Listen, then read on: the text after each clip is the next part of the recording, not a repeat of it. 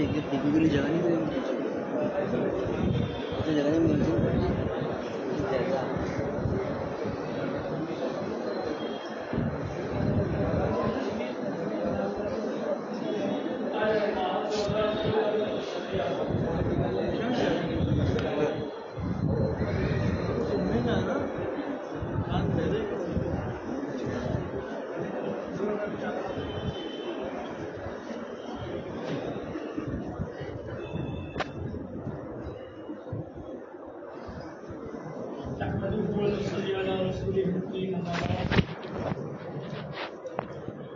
دوستوں حدیث پاک کے اندر آتا ہے کلام ملوک الکلام کہ بادشاہوں کا کلام کلاموں کا بادشاہ ہوتا ہے.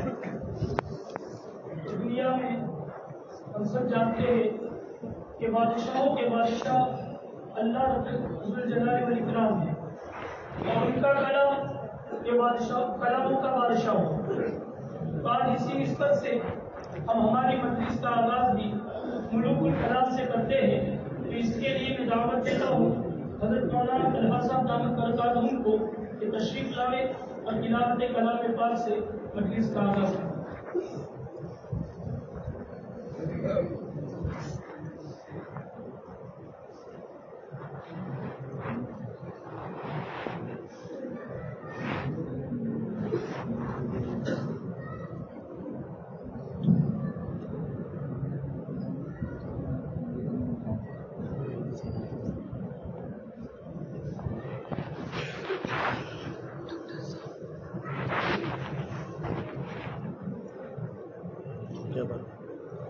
أعوذ بالله من الشيطان الرجيم بسم الله الرحمن الرحيم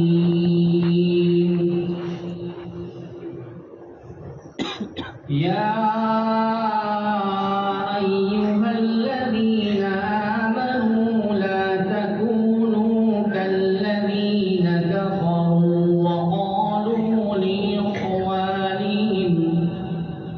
وقالوا لإخوانهم إذا ضربوا في الأرض أو كانوا غزا لو كانوا عندنا ما ماتوا وما قتلوا ليجعل الله ذلك حسرة في قلوبهم والله يحيي ويميت والله بما تعملون بصير.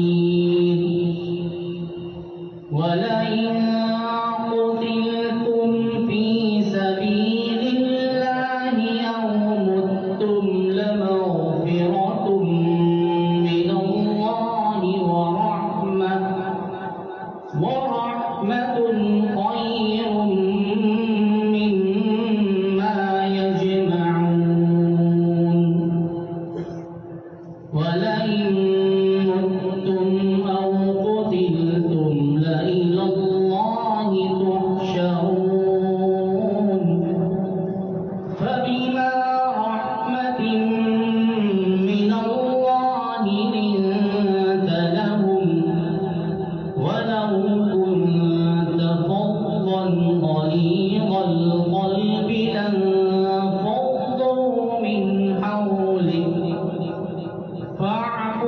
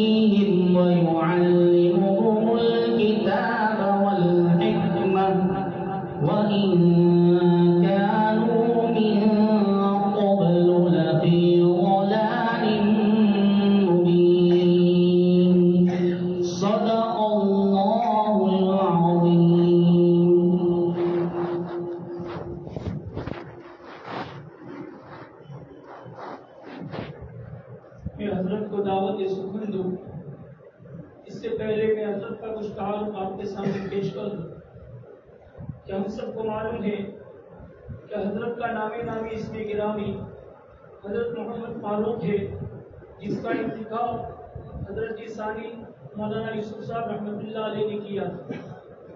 آپ گجرات کی سرزمین بروڑا کے ایک گاؤں اکوٹا سے تعلق رکھتے ہیں۔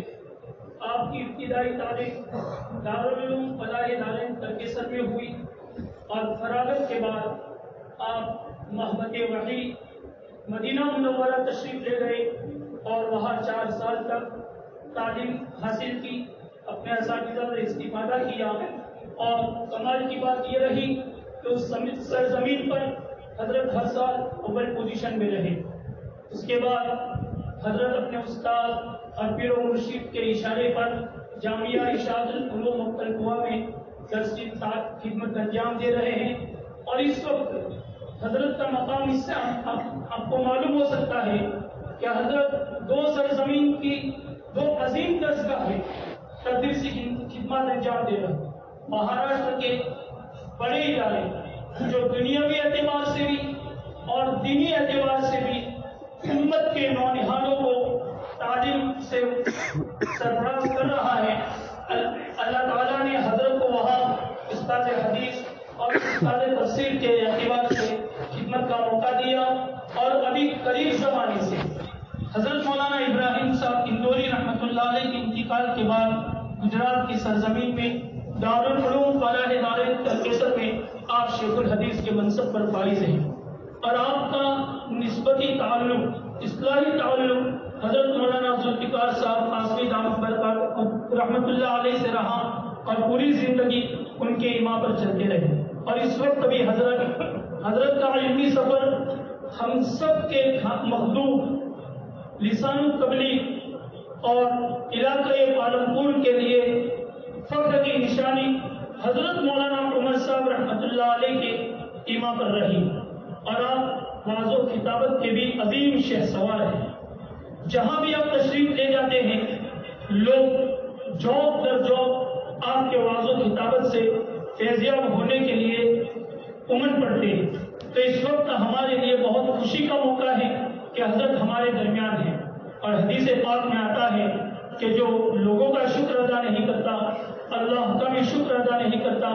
تو میں حضرت والا کا دل و جان سے اور ہمارے اراکین کی طرف سے مشکور و ممنون ہوں کہ حضرت نے اپنی مصروفیات کے باوجود ہمیں وقت دیا۔ 2 سال کی جہد مسلسل کے بعد حضرت نے ہماری دعوت کو قبول کیا۔ ہم حضرت کے لیے اللہ تعالیٰ سے دعا کرتے ہیں کہ اللہ تعالیٰ اپنے علم میں، عمل میں، صحت میں، زندگی میں خوب برکت عطا فرمائے۔ اب میں حضرت کو دعوت پیش کرتا ہوں کہ حضرت تشریف لاوے اور اپنے قیمتی نصائح سے مجمع کو مستفیض کریں۔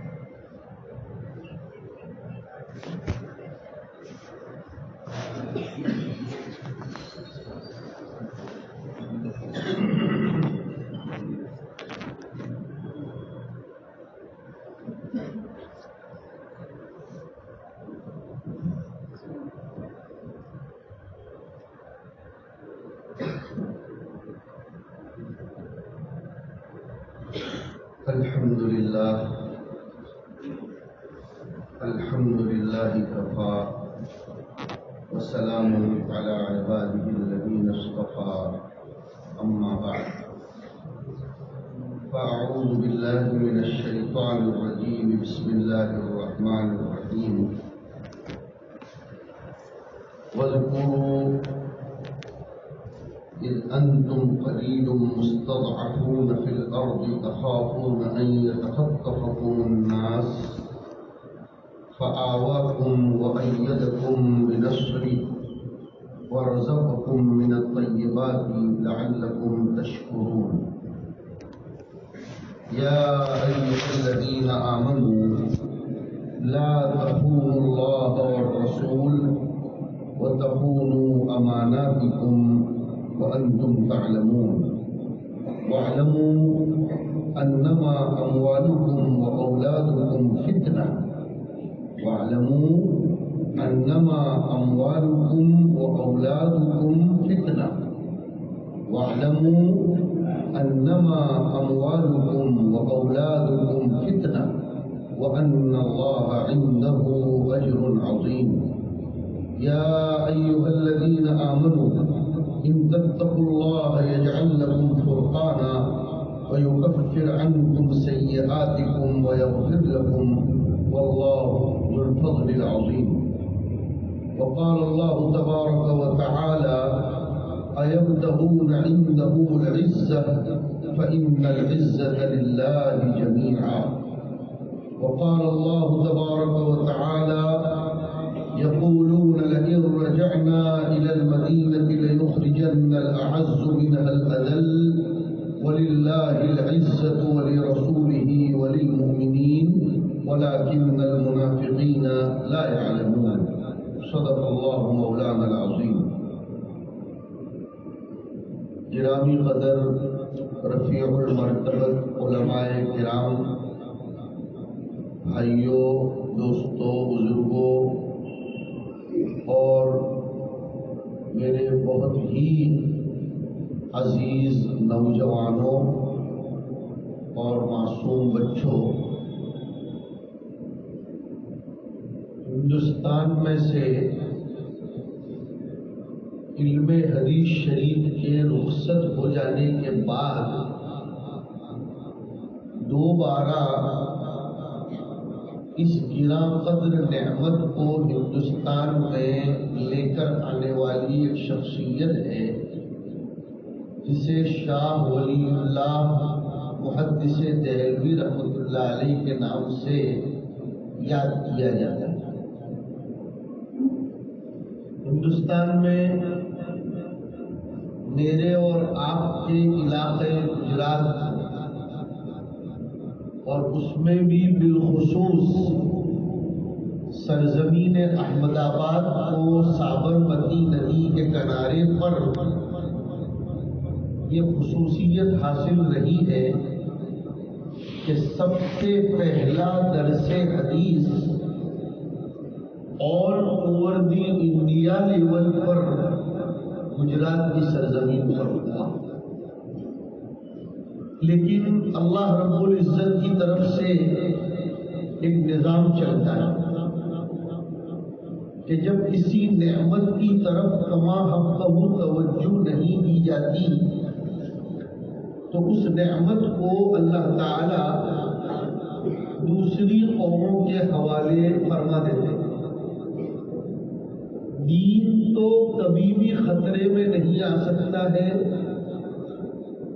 دین کبھی بھی مٹ نہیں سکتا ہے، دین کا جنازہ کبھی بھی نکل نہیں سکتا ہے، دین کو کبھی بھی کوئی مٹا نہیں سکتا ہے۔ ہاں، یہ دین کی امانت، علم کی امانت، امانت و دیانت کی امانت جن لوگوں کے ہاتھوں سپرد کی جاتی ہے، اگر وہ اس کی ناقدری کرتے ہیں تو اللہ اس دین کو باقی رکھنے کے لیے دوسری قوموں کے حوالے کر دیتے ہیں۔ یہ اللہ کا نظام ہے،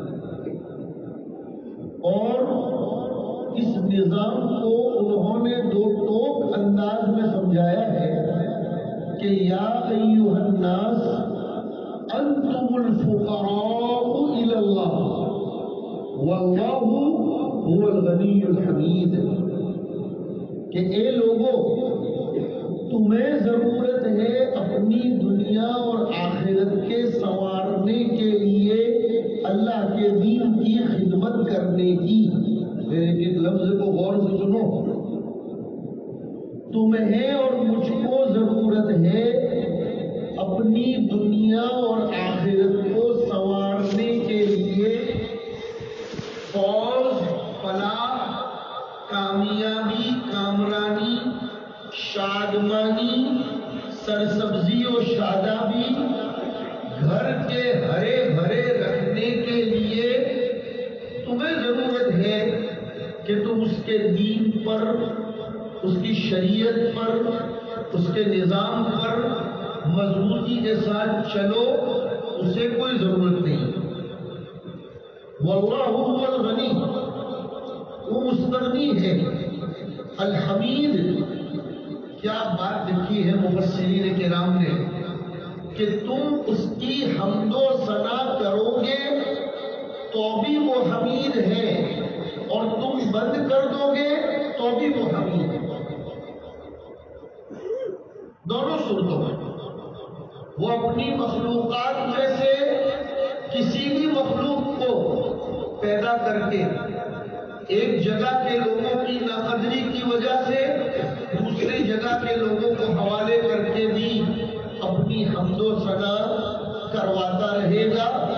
آگے اس نے بیان فرمایا إِن يَشَأْ يُذْهِبْكُمْ وَيَأْتِ بِخَلْقٍ جَدِيدٍ وَمَا ذَلِكَ عَلَى اللَّهِ بِعَزِيزٍ، کہ اگر وہ چاہے تو تمہیں ختم کر دے، کوئی نئی مخلوق لے آئے، اور خدا پاک کے لیے یہ کام کوئی مشکل، کوئی کٹھن، کوئی صعب اور کوئی حیران کرنے والا نہیں ہے، جس کی زندہ مثال علامہ رومی نے ایک فارسی کے شعر میں دی۔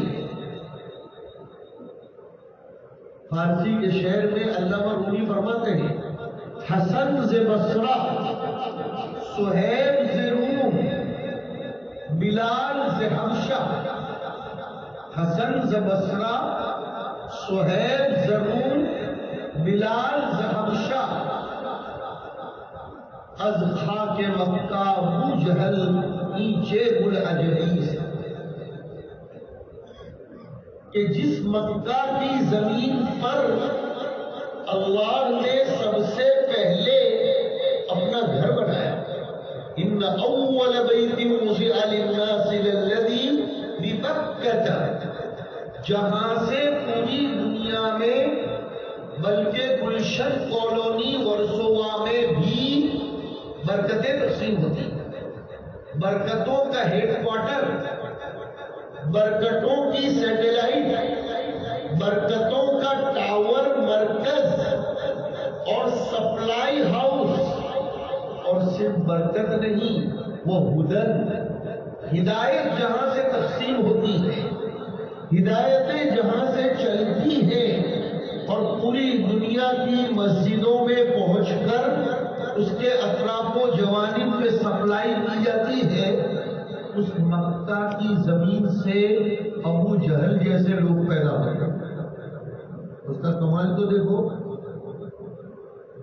ہدایت کے سینٹر پر رہنے والا، بلکہ ہدایت کے سینٹر کی چھتر چھایا میں آ کر وقتاً فوقتاً بیٹھنے والا ابو جہل ہدایت نہیں پا سکا۔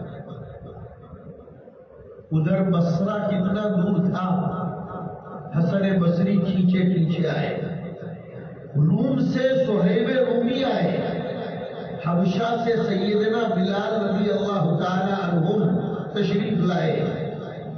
یہ تو خدا کا کرشمہ ہے۔ ایک فارسی کا شاعر کہہ گیا منت منے کہ خدمت سلطان ہمیں کنی، یہ احسان مت جتا، اس کا تصور بھی مت کر کہ دعوت کا کام مجھ سے چل رہا ہے، مسجدیں مجھ سے آباد ہیں، مدرسوں کی رسیدیں میں کٹواتا ہوں تو مدرسوں کا نظام چلتا ہے، جماعتوں کی میں دعوت کراتا ہوں تو جماعتوں کی نصرت ہوتی ہے۔ یہ تصور بھی کبھی مت کرنا، احسان اس کا مان کہ وہ چاہتا تو کسی دوسرے سے بھی اپنے دین کا کام اور خدمت لے سکتا، لیکن تیرا سلیکشن اس نے کر دیا تو قیامت تک تو اس کا احسان نہیں ہو سکتا۔ اس لیے کہ خدائی نظام میں الیکشن نہیں چلتا ہے، سلیکشن فرق ہے۔ تو الیکشن میں تو پبلک کو پوچھنا پڑتا ہے، چاہے بٹن دبوا کر، چاہے انگوٹھا مروا کر، چاہے دستخط کروا کر، چاہے انگلیاں اٹھوا کر، چاہے اشارے کروا کر، چاہے فالوورز اور سبسکرائبرز بنا کر، میں نے سب اس میں اندر شامل کر لی. پبلک سے پوچھنا پڑتا ہے کہ تم کس کو مانتے ہو. پتہ چلا کہ الیکشن کرانے والے کو پتہ نہیں ہوتا کہ کسے عہدہ دینا چاہیے، کسے منصب پر بٹھانا چاہیے. وہ پبلک کے حوالے ہوتا ہے، وہاں انگلیاں اور سر گینے جاتے ہیں. لیکن سلیکشن میں عہدے پر بٹھانے والا اپنے اعتماد کی بنیاد پر، اپنے استعفا کی بنیاد پر، اپنے انتخاب کی بنیاد پر کسی کو چن لیتا ہے، اس پر اعتماد کر کے اس کو کوئی منصب حوالے کر دیتا ہے. میں اور آپ اللہ کی طرف سے اعتماد کیے ہوئے لوگ ہیں، تبھی تو اس نے ہمارے ہاتھ میں علم کی، اسلام کی، دین کی امانت حوالے فرمائی. بات یہ چل رہی تھی کہ خدا کا نظام ہے، اس نظام کے تحت گجرات میں چلنے والا درس حدیث رک کر، اٹک کر حجاز چلا گیا، مکہ مدینہ واپس چلا گیا. وہ علم حدیث ہندوستان کے دور دراز گوشوں اور کونوں سے لوگ گجرات آیا کرتے تھے. بزرگوں نے، اکابرین گجرات کے نام سے کئی جلدوں میں گجراتی میں بھی کتابیں لکھی ہیں. مولانا علی میاں صاحب رحمۃ اللہ علیہ کے والد صاحب نے تو یاد ایام کے نام سے مستند اور آتھورائز کتاب گجرات کی تاریخ پر لکھی ہے کہ گجرات کتنی قیمتی زمین ہے. لیکن خدا کی مشیت کے تحت وہ دین رخصت ہو گیا، وہ علم وہاں سے چلا گیا. دلی میں خاندان پیدا ہوا، شاہ عبدالعزیز، شاہ رفیع الدین، شاہ محمد اسحاق، شاہ ولی اللہ. یہ سب وہ اکابرین ہیں جو دلی کے مہدیان قبرستان میں اس وقت آرام فرما رہے ہیں. ان میں فرزند ارجمن جس کے ہاتھوں اللہ نے علم حدیث کی نشأت ثانیہ کروانا چاہا تو شاہ ولی اللہ کو حجاز مقدس بھیجا گیا، وہاں سے وہ حدیث شریف کو لے کر تشریف لائے. اصل بات اب میں شروع کر رہا ہوں. وہ شاہ ولی اللہ رحمۃ اللہ علیہ نے ایک کتاب لکھی ہے الفوز الکبیر، جو اصول تفسیر کا مرجع مانی جاتی ہے. اس میں انہوں نے لکھا ہے کہ قرآن کریم کا خلاصہ یہ 5 چیزوں میں ہے. قرآن کریم کے علوم کو، قرآن کریم کے معارف اور اس کے میسیجز کو 5 چیزوں میں منقسم اور ڈیوائڈ کیا جا سکتا ہے. ان میں سے پہلی قسم ہے التذکر بآلاء اللہ، اللہ کی نعمتوں کو یاد کرنا اور اللہ کی نعمتوں کو یاد دلانا. جو قوم اپنے بھولکاڑ کو بھول جاتی ہے، جو اپنے ماضی کو یاد نہیں کرتی، وہ مستقبل کو ڈیولپ نہیں کر سکتی. وہ حال کے اعتبار سے چکا چوند، چمک دمک والی نظر آ سکتی ہے، لیکن اس کا فیوچر یہ برائٹ نہیں بن سکتا. اس کا مستقبل تابناک نہیں بن سکتا، اس کا مستقبل ڈوب جاتا ہے۔ ترقی کرنے کے لیے شکر اور صبر کی دولت سے اپنے آپ کو ہمکنار کرنے کے لیے ماضی کے جھروکوں میں جھانک کر بھی دیکھنا پڑتا ہے۔ اسی لیے ہم سب تو اپنے باپ کے نطفے سے پیدا ہوئے ہیں، لیکن قرآن کریم جا بجا بار بار ہم سب کے جد امجد حضرت آدم علیہ السلام کی پیدائش کا واقعہ ذکر کرتا رہتا ہے۔ ہاں، بنی اسرائیل کے باپ داداؤں پر جو نعمتیں کی گئی، حضور کے زمانے میں بسنے والے بنی اسرائیل کو وہ نعمتیں بار بار پہلے پارے میں وَإِذْ ان سیغوں سے یاد دلائی گئی، اور وہاں مفسرین اذکر مقدر مانتے ہی رہتے ہیں کہ یاد کرو اس نعمت کو جب ہم نے تمہارے ساتھ ایسا کیا، تمہارے ساتھ یعنی تمہارے باپ داداؤں کے ساتھ۔ تو باپ داداؤں پر کی جانے والی نعمتوں کو بھی یاد کرنا چاہیے، اور باپ داداؤں نے جو مصیبتیں مشقتیں جھیلی ہیں، جو اسٹرگلز کیے ہیں، جن مسائل کا سامنا کیا ہے، اسے بھی یاد کرتے رہنا چاہیے، ورنہ آدمی پھٹ جاتا ہے۔ سورہ علق اقرأ بسم ربک الذی خلق، اس میں فرمایا ہے کلا ان الانسان لیطغی ان رآہ استغنی، کہ انسان طغیانی پر، سرکشی پر، بدمعاشی پر اتر آتا ہے جب وہ اپنے اپنے میں ہی ہو جاتا ہے اور اپنے آپ کو مستغنی سمجھ بیٹھتا ہے۔ میں اس بات کے استحضار کے ساتھ یہ بات کر رہا ہوں کہ میں گلشن کالونی میں بیٹھا ہوں، اس لیے میں نے آیتوں کا انتخاب بھی آپ کی برادری کے پیش نظر کیا ہے۔ معاف کریں گے آپ، میں بھی گجراتی، آپ بھی گجراتی، اس لیے کڑوی کسیلی تھوڑی بہت تو سننی پڑے۔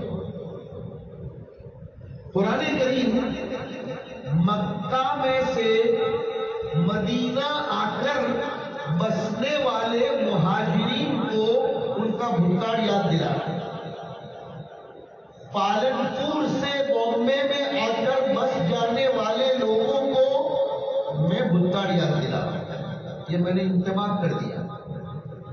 قرآن کریم مکہ سے مدینہ آنے والے مہاجرین کو ان کا بھوکاڑ یاد دلا کہ وَاذْكُرُوا، یاد کرو، اذ انتم قلیل، تم تھوڑے سے تھے، مستضعفون فی الارض، زمین پر تمہارا کوئی نام نشان نہیں تھا، کوئی گنتی میں تم نہیں آتے تھے، بلکہ تخافون ان یتخطفکم الناس، تمہیں ہر وقت یہ ڈر لگا رہتا تھا کہ کوئی ہمیں کڈنیپ کر لے گا، لیکن اللہ رب العزت نے بھینسوں کے دودھ کے بہانے سے اور ہوٹل کی عقل مندی کے بہانے سے پالنپور سے بامبے تک پہنچایا، اور صرف پہنچایا نہیں، پالنپور سے نکلو تو بمبئی تک کی پوری سڑک کی ہوٹلیں تمہارے تابع کر دی۔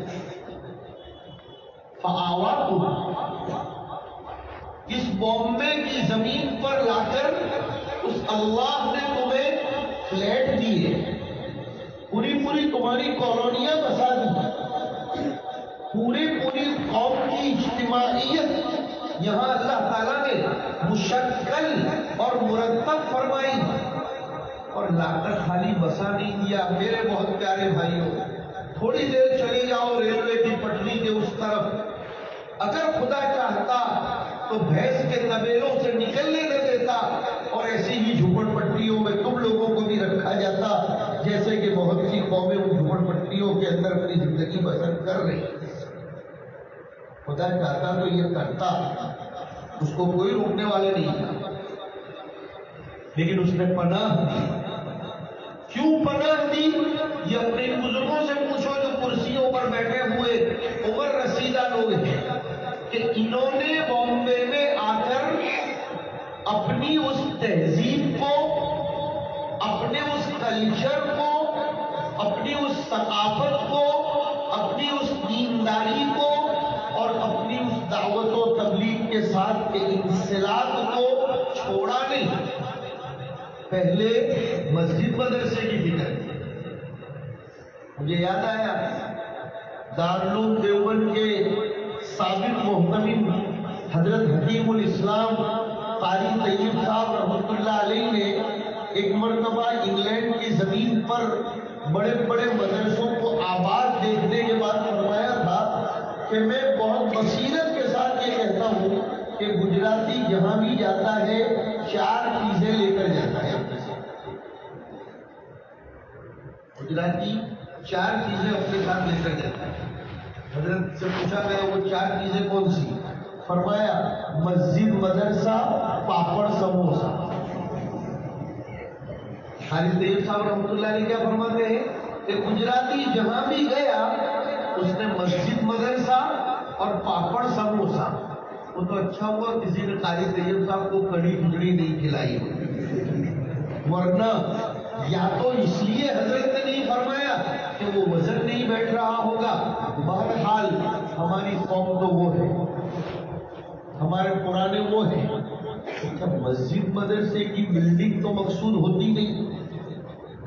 اگر کوئی ہمارے اس مومن برادری کے قوم کے نوجوان یہ کہیں ہم کو بولو ہم مسجد بنا دیں گے، مسجد تو بنا دی شب بھر میں ایمان کی حرارت والوں نے، مسجد تو بنا دی شب بھر میں ایمان کی حرارت والوں نے۔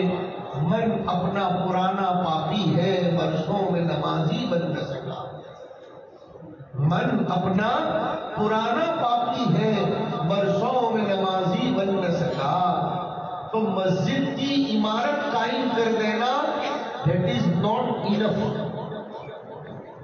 it is also necessary۔ وہ بھی ضروری ہے لیکن وہ ہی ضروری نہیں۔ یہ ہی اور بھی کے جلوں نے ہی ہم کو ستیاناش میں ڈال دیا۔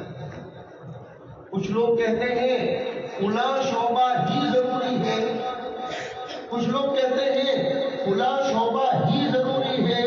نہیں، وہ شعبہ بھی، یہ شعبہ بھی، فلاں شعبہ بھی، فلاں کام بھی، سارے شعبے مل کر دین کی آبیاری کرتے ہیں۔ بات چل رہی تھی کہ اللہ نے مکہ والوں کو کیا فرمایا کہ تمہاری کچھ گنتی نہیں تھی، ہم نے تم کو مدینہ منورہ میں پہنچایا، وَأَيَّدَكُمْ، اور تم کو طاقت بخشی، مضبوط بنایا۔ ہاں، تم کو مضبوط بنایا، تمہیں مال دولت سے نوازا، تمہیں انڈیپینڈنٹ کر دیا۔ تمہارے یہاں لوگ کام کرتے ہیں نہ کہ تم دوسروں کے یہاں کام کرتے ہیں۔ وَرَزَقَكُم مِّنَ الطَّيِّبَاتِ، ٹیکسی ڈرائیونگ پر بیٹھے ہوئے تھے، اللہ نے وہاں سے اٹھا کر تمہیں ہوٹلوں کا مالک بنایا، بلڈر بنایا، ڈیولپرز بنایا، اور نہ جانے کتنے بڑے بڑے کاروبار میں تم کو مصروف کیا، اور پاکیزہ غذائیں اور پاکیزہ روزی اور پاکیزہ نعمتیں میسر فرمائی۔ کیوں میسر فرمائی؟ اس لیے تاکہ تم پالن پور سے جب آئے تھے اور دیہات کا جو رہن سہن اور جو کلچر اور دیانت اور جو پردہ اور جو پاکیزہ سوچ اور جو پاکیزہ فکر لے کر آئے تھے، بامبے کے رنگ میں رنگ کر اس کو ختم کر دو۔ نہیں، یہ نعمتیں تو ہم نے تم کو اس لیے دی لعلکم تشکرون، تاکہ تم شکریہ ادا کرو۔ شکر کسے کہتے ہیں؟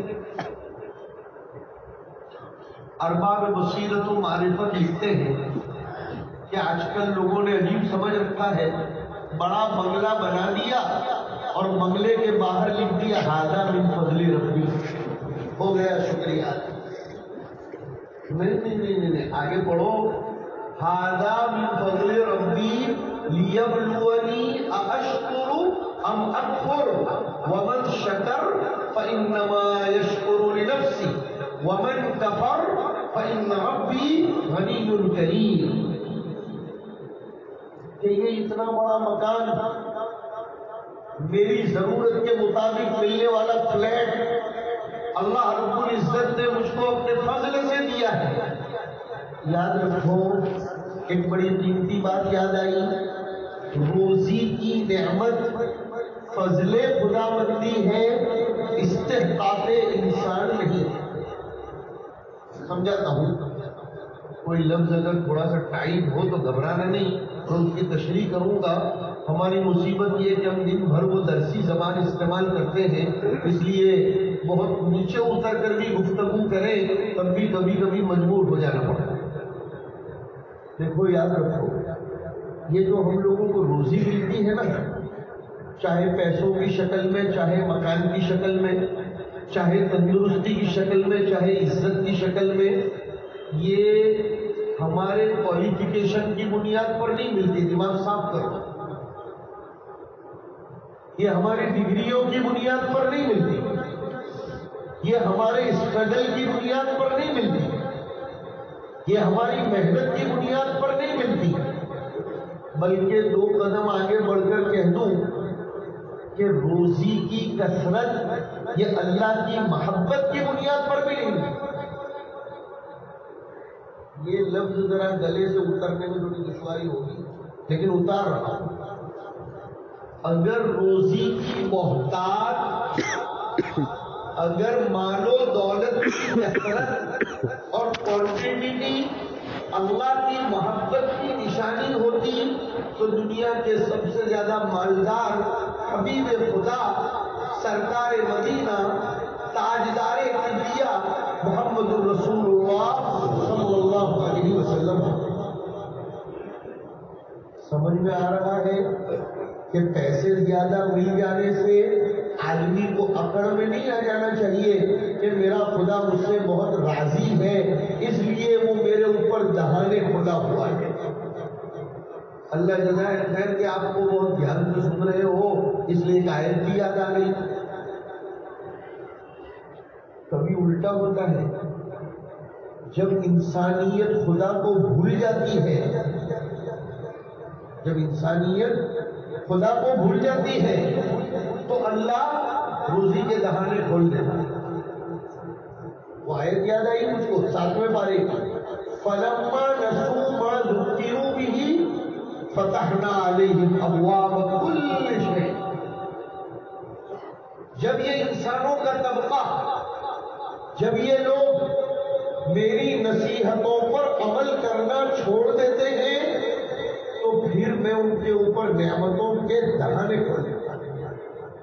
وہ دھوکے میں آ جاتے ہیں، وہ اپنی مستی میں مست ہو جاتے ہیں، وہ اپنے دماغ کو خراب کر لیتے ہیں۔ فتحنا علیہم ابواب کل شیء حتی اذا فرحوا بما اوتوا، یہاں تک کہ جب وہ بہت اترانے لگتے ہیں، اترانے لگتے ہیں، اذان ہو رہی ہے، یہاں سے گاڑی لے کر نکل پڑتے ہیں، نماز کی بھی انہیں توفیق نہیں ہوتی۔ اللہ کا نام لیا جا رہا ہے، سر پر دوپٹہ ڈالنے کی بھی توفیق نہیں ہوتی۔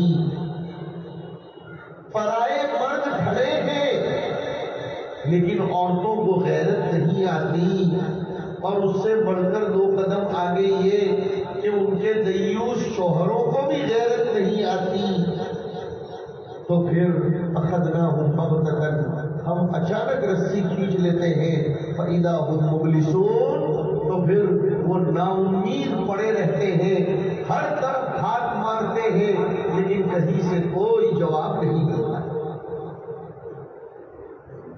اپنے ماضی کو یاد کرو، اپنے بھوتکال کو یاد کرو، کس حال میں آئے تھے اور اللہ رب العزت نے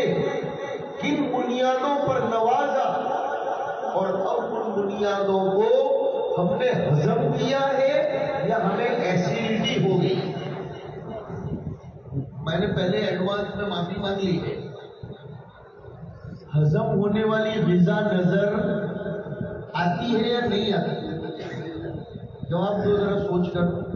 جو خوراک ہضم ہو جاتی ہے وہ نظر آتی ہے یا نہیں آتی؟ ارے بولو. نہیں آتی یار. جو لقمہ ہضم ہو گیا ہو وہ اندر اپنی اپنی جگہ پر سیٹ ہو جاتا ہے, وہ نظر نہیں آتا. اور جو کھانا ہضم نہیں ہوتا نا وہ ایسیڈیٹی کی شکل میں باہر نکلتا, کبھی ڈکار کی شکل میں, کبھی ریح کی شکل میں, کبھی گیس کی شکل میں, اور کبھی بہت بڑھ جائے تو الٹی کی شکل میں. وہ نظر آنے لگتا ہے, نظر آنے لگتا ہے کہ مجھ کو ہضم نہیں ہوا ہے. مال مجھ کو ہضم نہیں ہوا, اس لیے میں نے میری بیٹیوں کو بھی گاڑی پر روانہ کرنا شروع کر دیا. مال مجھ کو ہضم نہیں ہوا, اس لیے میں نے میرے گھر کی بیٹیوں کو اسکرٹ پہنا کر اور گھٹنے سے اوپر سے لے کر پیر کے نیچے تک ننگے پیر اسکول بھیجنا شروع کیا, اس لیے کہ مجھ کو ایسیڈیٹی ہو گئی, مجھ کو مال ہضم نہیں ہو رہا, مجھ کو یہ دولت ہضم نہیں ہوتی, مجھے مال ہضم نہیں ہوا, اس لیے میں شادی بیاہ کے پرسنگوں میں خرافات کر کے وہ ظاہر کر رہا ہوں. یہ ظاہر کرنے کے لیے نہیں ہے, ہضم کرنے کے لیے ہے. پڑوسی کو بھی پتہ نہیں چلنا چاہیے کہ آپ کے پاس کتنا زیادہ مال آیا ہے, بلکہ رونا چاہیے, رونا. اللہ اور آپ کو جزائے خیر دے. ایک زبردست آیت اور بڑی قیمتی حدیث شریف یاد آئی. 26ویں پارے میں ایک آیت ہے کہ کچھ لوگ قیامت کے دن حاضر ہو کر کہیں گے, اے رب ہم نے قربانیاں دی تھی تیرے دین کے خاطر, ہم نے تیرے دین کی خدمت کی تھی, ہمیں اجر و ثواب سے نوازا جائے. تو اللہ کیا جواب دے گا معلوم ہے؟ ڈرنا چاہیے. گلشن کالونی کے ایک مرد کو آگے کی بات سن کر اللہ جواب دیں گے, اذهبتم طیباتکم فی حیاتکم الدنیا واستمتعتم بها فاليوم تجزون عذاب الهون بما كنتم تستكبرون في الارض بغیر الحق وبما كنتم تفسقون. آج تم مجھ سے بدلہ مانگنے آئے ہو, تمہاری خدمتوں, تمہاری دینداری اور تمہاری طرف سے کیے جانے والے کشٹ محنتوں کا بدلہ تم نے دنیا میں لے لیا ہے. اذهبتم طیباتکم فی حیاتکم الدنیا, اور تم نے بہت مزے اڑائے ہیں, اب آج تو خطرناک عذاب کا سامنا پڑے گا. مشکات شریف کی جلد اول میں اس آیت کریمہ کی تشریح کرتے ہوئے سیدنا عبداللہ ابن مسعود رضی اللہ تعالی عنہ فرماتے ہیں, نخشا ان تکون حسناتنا قد عجلت لنا فی الدنیا, کہ ہمیں ہر وقت ڈر لگتا ہے. دھیان سے سنو میرے بھائیوں, درد دل آپ کے سامنے میں ڈال رہا ہوں کہ حضرت عبداللہ ابن مسعود وہ صحابی جنہوں نے نبی کی ہمہ جنتی خدمت کی, نبی کا مسواک بھی وہ اٹھاتے تھے, نبی کے جوتے بھی وہ اٹھاتے تھے, نبی کے وضو کا پانی بھی وہ اٹھاتے تھے, بلکہ نبی کے مسواک کی لکڑیاں توڑنے کے لیے درخت پر چڑھتے بھی ہوتے. پتلی پتلی ٹانگوں والے, ایسی چھوٹی چھوٹی ٹانگ والے, ایک مرتبہ مسواک توڑنے کے لیے درخت پر چڑھے. صحابہ بھی تو انسان تھے. حضرت عبداللہ ابن مسعود کی پتلی پتلی ٹانگوں کو دیکھ کر صحابہ آپس میں ہنسنے لگے کہ کتنی چھوٹی چھوٹی ٹانگیں ہیں. حضور نے دیکھ لیا, حضور نے فرمایا, تم میرے خادم ابن مسعود کی پتلی ٹانگوں کو دیکھ کر ہنستے ہو, میں تو دیکھ رہا ہوں کہ ابن مسعود کی ٹانگیں قیامت کے دن پلڑے کے اندر سب سے زیادہ وزندار ہوتا ہے، سب سے زیادہ۔ شرائع حدیث نے وہاں لکھا کہ وہاں عمل کی کیفیت کا وزن ہوگا، عمل کی کمیت کا وزن نہیں ہوگا، کیفیت کا، کوالٹی کا، کوانٹٹی کا نہیں، اخلاص کا۔ کہ ابن مسعود باوجود پتلی ٹانگوں کے خدمت نبی کے لیے خوب چلے خوب چلے خوب چلے، اس لیے اللہ ان کی ٹانگوں کا وزن پلڑے میں بہت زیادہ کر دے گا۔ وہ ابن مسعود کی اصل مجھے حدیث سنائی۔ ابن مسعود رضی اللہ تعالیٰ عنہ سے باب میں آتا ہے، فرماتے ہیں کہ ہمیں ہر وقت یہ خطرہ لگا رہتا ہے، نقشہ ہمیں ہر وقت یہ خطرہ لگا رہتا ہے کہ یہ دنیا ہمارے سامنے جو پیش کی گئی اور فتوحات ہوتی رہی اور مغانم کثیرہ آتی رہی، کہیں ایسا تو نہیں ہے کہ ہماری نیکیوں کا پورا بدلہ دنیا میں ہی مل گیا، آخرت میں لینے کے لیے کچھ باقی ہی نہ رہا ہو۔ ہمارے بڑے تو ایسے تھے، ہمارے بڑے ایسے تھے کہ جو نعمتوں کے حاصل ہونے پر ڈرتے تھے، سنبھلتے تھے، انہیں ایسیڈیٹی نہیں ہوتی تھی۔ ہمارا حال اس کا الٹا ہوتا ہے۔ ہم وہ جواب دیتے ہیں، معاف کرنا بار بار کہہ رہا ہوں، جو قارون نے دیا تھا۔ جب قارون کو حضرت موسیٰ علیہ السلام کے زمانے میں کچھ نصیحتیں کی گئی تھی، اس میں ایک نصیحت یہ بھی تھی وَلَا تَبْغِ الْفَسَادَ فِي الْأَرْضِ، روئے زمین پر فساد برپا مت کرنا۔ اور گلشن کالونی والوں سنو، فساد کا معنی خالی لڑائی جھگڑا نہیں ہوتا ہے، فساد کا معنی امام راضی نے لکھا ہے۔ کیا معنی لکھا ہے کہ فساد بھی حاصل نہ ہونے پائے، اس لیے اس کا شاندار معنی لکھا۔ میں پھر سے کہہ رہا ہوں کہ فساد کا معنی خالی کریمنل رائٹس نہیں ہوتا، لڑائی جھگڑے نہیں ہوتا۔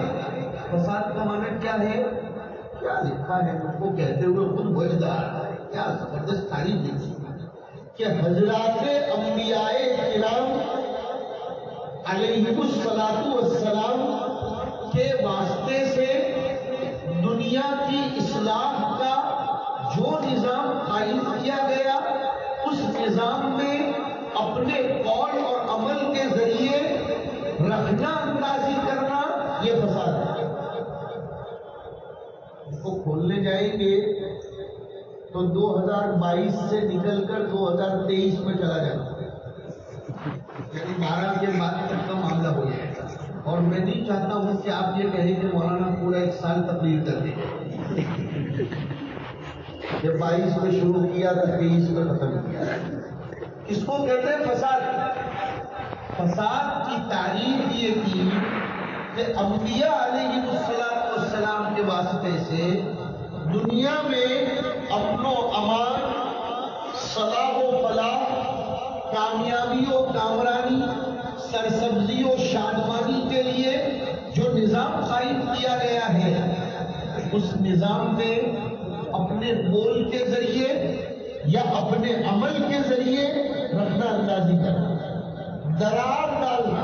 رکھنا اندازی کا معنی درار پیدا کرنا، رکاوٹ پیدا کرنا، یہ فساد ہے۔ لہذا فساد کا مطلب یہ ہوتا ہے کہ اپنے کلچر کو بدلنا، اپنی ثقافت کو تبدیل کر دینا، اپنی لائف روٹین کو تبدیل کر کے غیروں کے رنگ میں رنگ جانا، یہ بھی خطرناک قسم کا فساد ہے۔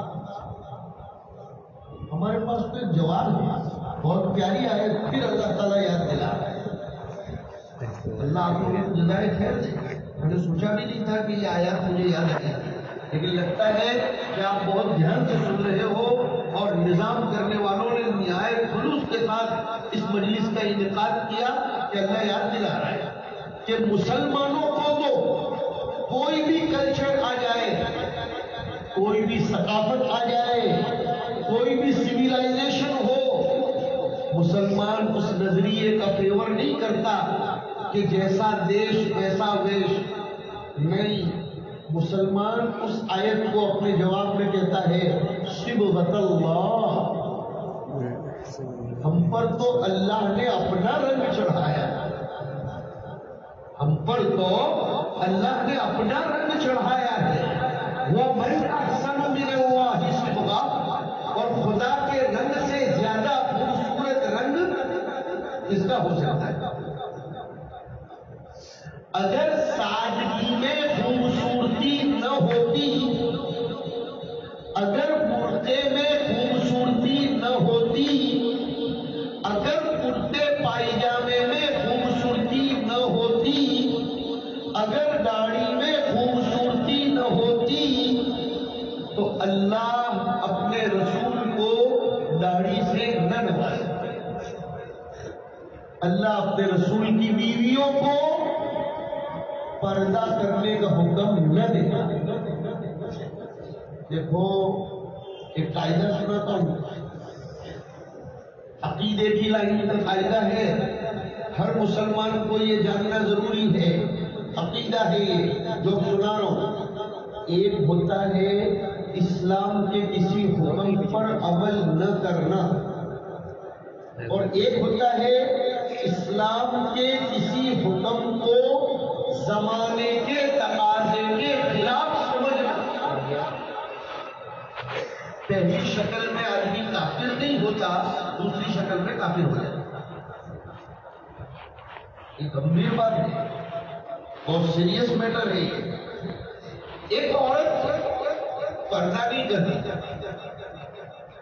یا ایک عورت وہ اپنی پرانی سٹائل کا جو اوریجنل سٹائل ہے برقع نہیں پہنتی، ٹھیک ہے گنہگار ہوگی، لیکن اگر وہ یہ کامنٹ کرتی ہے کہ ایسا برقع پہننے میں تو جوانی کا بھی پتہ نہیں چلتا، ایسا برقع پہننے میں تو یہ بھی پتہ نہیں چلتا کہ ہم معاشرے میں رہ رہے ہیں یا 1000 سال پیچھے رہ رہے ہیں.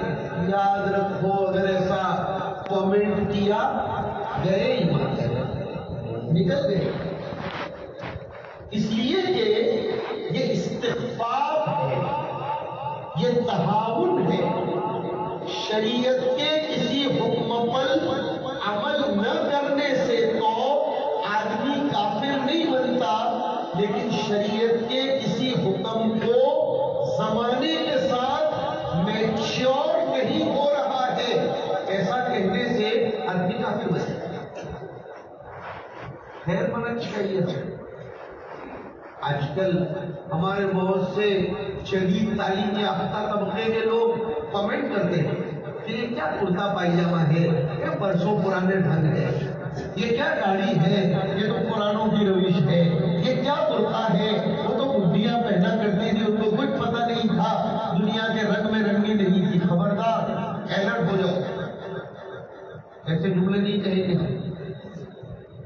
ایسے جملے نہیں کہیں، ورنہ آدمی کے ایمان کی خیر منانے پڑتا ہے. صبغۃ اللہ، ہمیں اللہ نے اپنے رنگ میں رنگا ہے. دنیا کا ہر رنگ اتر جاتا ہے، سال 2 سال 50 سال 100 سال میں. اس لیے لوگ نئی نئی اسٹائل نہیں لاتے کہ بھئی کتنا بھی پکا کلر لگاؤ اتر جاتا ہے. آپ کی مسجد میں بھی نظر آ رہا ہے کہ ٹائلس لگائی. اگر اس کی وجہ پوچھوں گا نا تو یہی نظر آئے گی کہ ایک تو ٹھنڈک، لیکن اصل وجہ ٹھنڈک نہیں ہے، اصل یہ ہے کہ بار بار کون کلر کی جھنجھٹ میں پڑے. پتا چلا ہر کلر اتر جاتا ہے، ایک کلر ہے جو کبھی نہیں اترتا. اس کے بعد میں کہا وَمَنْ أَحْسَنُ مِنَ اللَّهِ صِبْغَةً، اللہ سے زیادہ خوبصورت کلر کس کا ہو سکتا ہے؟ اما عائشہ سے زیادہ خوبصورت خاتون اس دنیا میں کون ہے؟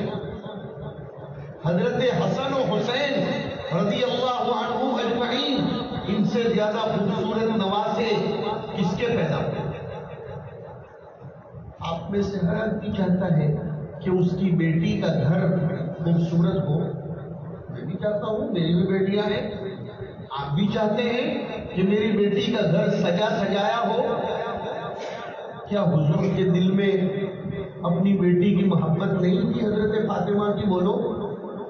ہم نے تو اس محبت کو کبھی سوچا بھی نہیں ہوگا جو محبت حضور اپنی بیٹیا فاطمہ سے کرتے ہیں. ابو داؤد شریف کی روایت میں آیا، جب کسی سفر پر تشریف لے جاتے تھے تو سب سے آخری ملاقات فاطمہ سے کرتے تھے، اور جب سفر سے واپس آتے تھے تو پہلی ملاقات فاطمہ سے کرتے تھے رضی اللہ عنہ. اتنا پیار تھا، اتنا پیار تھا. لیکن سنو، پیار کا تھرمامیٹر بدلا رہا. یہ جو ہم اپنی اولاد کی محبت میں مر رہے ہیں نا، وہ تھرمامیٹر بدلا رہا. حضرت علی رضی اللہ تعالیٰ عنہ نے ایک مرتبہ کسی بڑے آدمی کو اپنے گھر پر دعوت دی. طریقہ یہ ہوتا ہے کہ جب کسی بڑے آدمی کو گھر پر بلایا جاتا ہے تو اس کے اعزاز اور اکرام میں دوسرے بھی دو چار لوگوں کو دعوت دی جاتی ہوتا ہے ایسا. کبھی اپنے رشتہ داروں کو، تو کبھی محلے کے بڑے لوگوں کو، یا مسجد کے امام صاحب کو، یا کوئی بڑے آدمی کو. بہرحال لوگ اس کے اعزاز میں دوسروں کو بھی شریک کرتے ہیں. حضرت فاطمہ نے حضرت علی سے فرمایا کہ آج اپنے گھر پر ایک بڑے مہمان آنے والے ہیں، کھانا اچھا پکایا ہے، کتنا اچھا ہو سرکار کو بھی دعوت دے دی جائے صلی اللہ علیہ وسلم. سرکار تشریف لائے، لیکن باہر ہی ابھی قدم رکھا تھا کہ واپس ہو. ابھی باہر ہی واپس ہو. حضرت علی پیچھے پیچھے گئے کہ حضور کیا ناراضگی ہوئی، آئے ہوئے آپ واپس تشریف لے جا رہے ہیں. فرمایا تمہارے گھر کے دروازے پر ایک پردہ لٹکا ہوا ہے، وہ بہت مہنگا، بہت مزین، اور اس میں کچھ تصویریں ہیں. نبی اس گھرانے میں کبھی نہیں آ سکتا ہے جس کے پردوں پر تصویر. اب آگے میرے زبان میں سنیے، پردے پر تصویر تھی، نبی نہیں آئے. ہمارے تو دلوں میں غیر محرموں کی تصویریں بسی ہوئی ہیں، تو نبی کی برکتیں کہاں سے آئیں گی؟ نبی کی توجہات کہاں سے آئیں گی؟ خدا کی رحمتیں کہاں سے آئیں گی؟ ہمارے موبائلوں میں نہ جانے کتنی غیر محرموں کی تصویریں ہیں.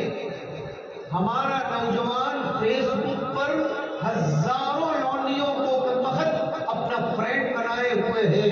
خدا کہاں تیری روزی میں برکت دے گا؟ کماتا چلا جا، کماتا چلا جا، لیکن ساتھ میں گنواتا چلا جا، گنواتا چلا جا. ہمارے پہلے کے بوڑھوں نے جو یہاں نظر آ رہے ہیں اتنی محنت نہیں کی کوانٹٹی کے اعتبار سے. یہ بڑے بوڑھے لوگ ناراض نہ ہوں کہ مفتی صاحب کہہ رہے ہیں آپ لوگوں نے محنت کی، لیکن میری پوری بات سمجھو.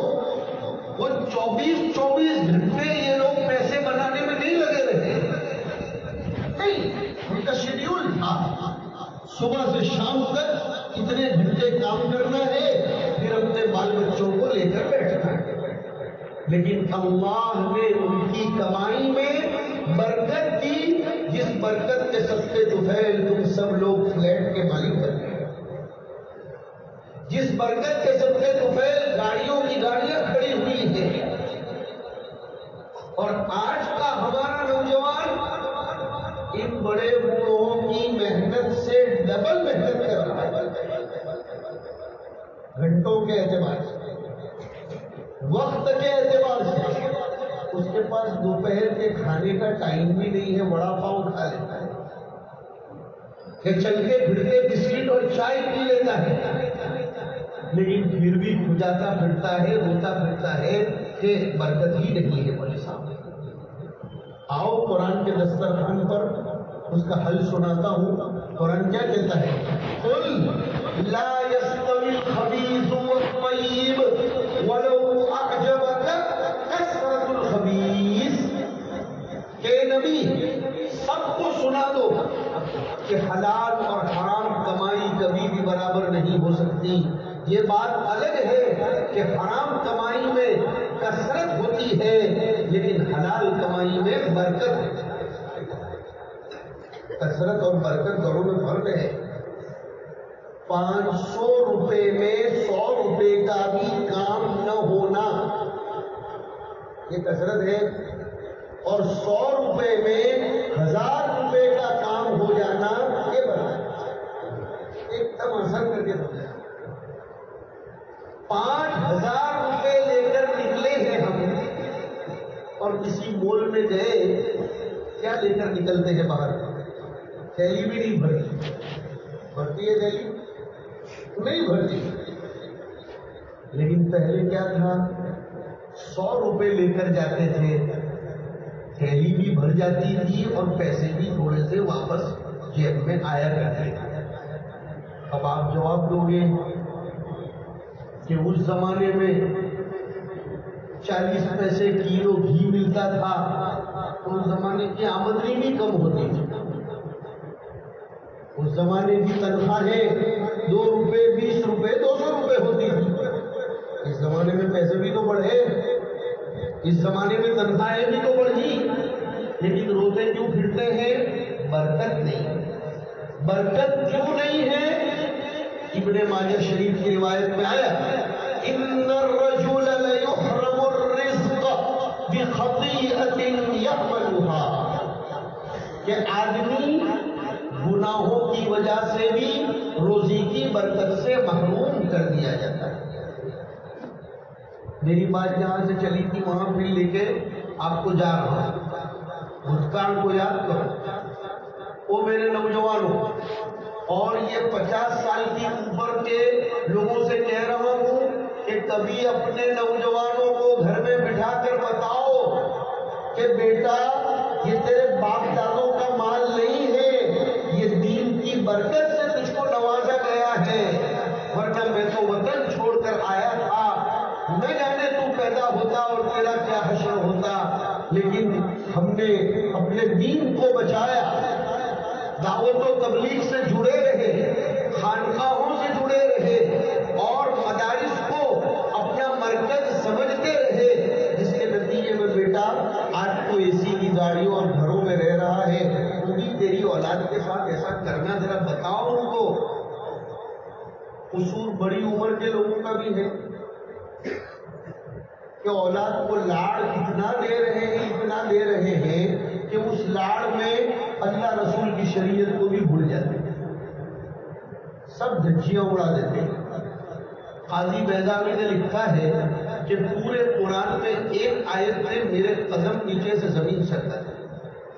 پورے قرآن میں ایک آیت ایسی ہے، قاضی بیضاوی ان علماء سے پوچھو بہت بڑے مفسر گزرے، انہوں نے لکھا ہے کہ ایک آیت پر جب پہنچا تو میرے پیروں تلے سے زمین سر گئی، اور انہوں نے اس آیت کی تفسیر میں لکھا ہے ھذا موضع زلت فیہ الاقدام، کہ یہ ایسی جگہ ہے جہاں بڑے بڑوں کے قدم پھسل جاتے ہیں۔ کون سی آیت؟ تہجد کی پابندی کرنے والی آیت، چلہ 4 مہینے لگانے کی پابندی کرنے والی آیت نہیں، 10ویں پارے کی آیت ہے قل ان كان آباؤكم وأبناؤكم وإخوانكم وأزواجكم وعشيرتكم وأموال اقترفتموها وتجارة تخشون كسادها ومساكن ترضونها أحب إليكم من الله ورسوله وجهاد في سبيله فتربصوا حتى يأتي الله بأمره۔ گھبراہٹ مجھے بھی چھوٹ رہی ہے اس آیت کو سوچ کے کہ نبی کہہ دو کہ جس دن تمہارے باپ دادے، تمہاری آل اولاد، تمہاری بیویاں، تمہارے خاندان، تمہاری کوٹھیاں، تمہاری گاڑیاں، تمہارے مکانات اور تمہارے اموال اور تمہارا بزنس یہ تمہیں اللہ رسول سے زیادہ پیارا ہو جائے گا تو اللہ کے عذاب کا انتظار آئے گا۔ میرے استاد خدا کے بڑے پیارے بندے اور اپنی پوری زندگی گمنامی کے ساتھ گزارنے والی شخصیت حضرت مولانا سید ذوالفقار صاحب رحمۃ اللہ علیہ نے ایک مرتبہ کسی جگہ خطر بخاری کے درس میں فرمایا تھا کہ خدا کا عذاب خالی پتھروں کی شکل میں نہیں آتا. سنو غور سے سننا ایک بات. خدا کا عذاب خالی سیلاب کی شکل میں نہیں آتا. خدا کا عذاب خالی زمین پھٹنے کی شکل میں نہیں آتا. اولاد کا نافرمان ہو جانا یہ بھی خدا کا عذاب. حضرت نے بہت خطرناک بات فرمائی. اولاد کا نافرمان بن جانا یہ بھی خدا کا عذاب. بیوی کے دل میں آپ کی کما حق محبت نہ ہونا یہ بھی خدا کا عذاب. مشترکہ خاندان میں نفرتیں پیدا ہو جانا یہ بھی خدا کا عذاب. بلکہ حضرت نے تو آگے یہاں تک فرمایا مدرسہ چلانے والی کمیٹی کے اندر اختلاف پیدا ہو جانا یہ بھی اللہ کا عذاب. سر جوڑ کر بیٹھنا پڑے گا کہ آیا ہم تو دین کا کام لے کر بیٹھے ہیں, پھر ہمارے اندر یہ جھگڑے کیوں؟ پتہ چلا اس نظام کو چلانے میں ہم سے کوئی گڑبڑ ہو گئی جس کی وجہ سے ہمارے دماغ ادھر سے ادھر جا رہے ہیں. یہ بات ہے خالی خاندانوں کے ٹوٹنے سے اللہ کا عذاب نہ سمجھا جائے. دینی تحریکوں, دینی تنظیموں اور ملی تنظیموں کے چلانے والوں میں آپس میں اختلاف ہو جانا یہ بھی اللہ کا عذاب. سوچنا پڑے گا. لیکن ہماری مصیبت کیا ہے؟ پھر چوتھی دفعہ معافی مانگتا ہوں. ہماری مصیبت یہ ہے کہ ہم فریادی بننے کو زیادہ پسند کرتے ہیں, سبب تلاش نہیں کرتے اور علاج نہیں کرتے. بیٹھے بیٹھے بس روتے رہتے ہیں, ماحول بگڑ گیا, ماحول بگڑ گیا, ایسا ہو گیا, ایسا ہو گیا, ہمارا اللہ بھی ایک, رسول بھی ہے, ہاں کعبہ بھی ہے, قرآن بھی ہے, کیا بڑی بات نہیں ہوتے جو مسلمان بھی ہے. بس ایک کہہ کر بس جھومتے رہتے ہیں. میرے پیٹ میں درد ہو رہا ہو, میں رات بھر یہ کہتا رہوں میری امی کو یا میری بیوی کو کہ میرے پیٹ میں بہت درد ہو رہا ہے, بہت ہو رہا ہے, اچھا ہو جانے والا ہے؟ بولو بولو. نہیں نا, مجھے بڑے ڈاکٹر کے پاس جانا پڑے گا. بڑا ڈاکٹر علاج میں زیادہ پیسے لگاتا ہے یا وجہ جاننے میں زیادہ پیسے لگاتا ہے؟ ذرا جواب دو, سوچ کے جواب دو. ہاں شاباش, ماشاء اللہ, وجہ جانتے ہیں جس کو کہتے ہیں ڈائگنوسس. ہاں وہ سونوگرافی کروائے گا, نہیں تو ایم آر آئی کروائے گا, نہیں تو سی ٹی اسکین کروائے گا, نہیں تو نہ جانے اللہ جانے وہ کیا کیا کروائے گا. یہ سب دوا ایک دم سستی دے گا. یہ طبیب کے حاضر اور ماہر ہونے کی نشانی ہے. سماج کے بڑوں کو چاہیے, گلشن کالونی کے لیڈروں کو, چودھریوں کو, ذمہ داروں کو چاہیے کہ وہ کبھی بیٹھ کر سوچے کہ ہماری تہذیب بدلی کیوں, ہماری نسل میں تبدیلی آئی کیوں. ایک دن نہیں, 2 دن نہیں, 50 دن تک بیٹھ کر اس پر سوچے اور پھر اس کا علاج تلاش کرے. سب سے بڑی وجہ یہ ہے فرصت کہاں ہے سوچنے. جو یہ کہتا ہوں نا کہ میں سب سے زیادہ بیزی ہوں, وہی زمانے کا سب سے زیادہ فارغ آدمی ہوتا ہے. ہاں جو لوگ یہ کہتے پھرتے ہیں آپ کو بیزی ہوں مفتی صاحب, بہت یہی علامت ہے کہ آپ بہت فارغ آدمی. بیزی آدمی کبھی بولتا نہیں کہ میں بیزی ہوں. ابھی 2-4 دن پہلے ایک جگہ بیان میں نے کہا کہ آج کل ہمارے جوانوں کے پاس اپنے بیوی بچوں کے ساتھ بیٹھ کر بات کرنے کی بھی فرصت بولو نہیں ہے. ایک نوجوان کو مل گئے کہ وہ کہنے لگے یار پتہ ہی نہیں ہے میرے بچے کب پیدا ہوئے, کیا ہوا. بلکہ سورت میں ایک صاحب کے یہاں دعوت میں جانا ہوا, یقین سے بات کر رہا ہوں, تو میں نے ان کو پوچھا تمہارے کتنے بچے ہیں؟ تو کہنے لگے مولانا 1 منٹ ذرا گھر والی سے پوچھ کر. اس سے 2 قدم آگے بڑھا کے سنو, ایک جگہ چند چھوٹے چھوٹے بچے گوٹیاں کھیل رہے تھے. گوٹیاں جانتے ہو؟ لکھوٹی. آپ نے گجراتی میں جانے لکھوٹی کہوائے. وہ گوٹیاں کھیل رہے. تو ایک بچہ بھی گوٹیاں کھیل رہا تھا. اس کا باپ وہاں سے موٹر سائیکل لے کر گزرا. اس نے چہرہ نہیں دیکھا, پیچھے سے اس کی گدی پڑی, وہ ہاتھ مارا اور کہا بیٹا یہ تیری عمر جو ہے نا یہ گوٹیاں کھیلنے کی نہیں ہے, مدرسے مسجد جانے کی اور اسکول جانے کی عمر ہے.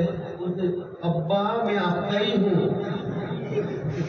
اس بچے نے کیا کہا؟ ابا میں آپ کا ہی ہوں. تو کب پیدا ہوا؟ مطلب یہ ہے کہ ہمیں کچھ پتہ ہی نہیں ہے. اپنے بچوں کے ساتھ بیٹھنے کا ہمارے پاس وقت ہی نہیں. کیوں؟ مفتی شفیع صاحب رحمۃ اللہ علیہ نے بہت پتے کی بات لکھی. پیسہ دنیا کی ضرورتیں پورا کرنے کا ذریعہ ہے, مقصد نہیں ہے. پیسہ دنیا کی ضرورتیں پوری کرنے کا ذریعہ ہے, مقصد نہیں ہے. ہم نے پیسے کو مقصد سمجھ لیا اور ضرورتوں کو ذریعہ سمجھ لیا. گڑبڑ یہاں سے ہوئی. حضرت جی مولانا انعام الحسن صاحب رحمۃ اللہ علیہ ایک مرتبہ بمبئی تشریف لا رہے تھے. مجھے واقعہ یاد آیا. ڈیلکس میں اکثر حضرت تشریف لاتے تھے جب یہ اگست کرانتی اور راجدھانی اور اگڑم پگڑم کچھ نہیں تھا. ہم چھوٹے تھے, ہمارے والد والدہ دادا دادی سب لوگ حضرت جی مولانا انعام الحسن صاحب سے بیٹھتے. تو ابا محترم رحمۃ اللہ علیہ مجھے ساتھ میں لے گئے. میرے پیر صاحب آ رہے ہیں, حضرت جی یہاں سے گزرنے والے ہیں, اور ڈیلکس گاڑی کو اس زمانے میں 40 منٹ کے لیے بڑودہ میں رکوایا گیا. حضرت جی آج ہے ہمارے اندر طاقت کہ ہم اپنے کسی بزرگ کی خاطر 10 منٹ زیادہ رکوائیں؟ نہیں, ہمارا ایمان کمزور ہو گیا. ہماری بات کا وزن نہیں ہے نا. یہ پارٹی وارٹی کا کوئی قصور نہیں ہے, ہماری بات کا ہی وزن نہیں ہے. ورنہ اس زمانے کی پارٹی کی کون سی اپنی تھی اشاروں میں تو کیا کرتے, کوئی ہمارا نہیں ہے. ہمارا تو اللہ ہے.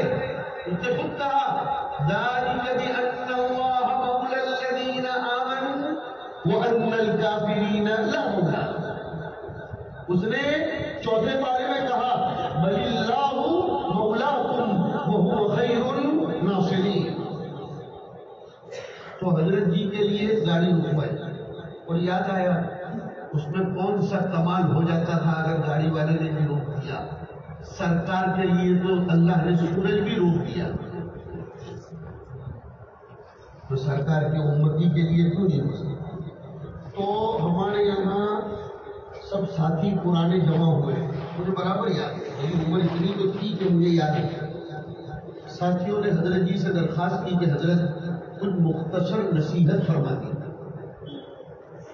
حضرت نے 2 جملوں میں پورا خلاصہ پیش کر دیا.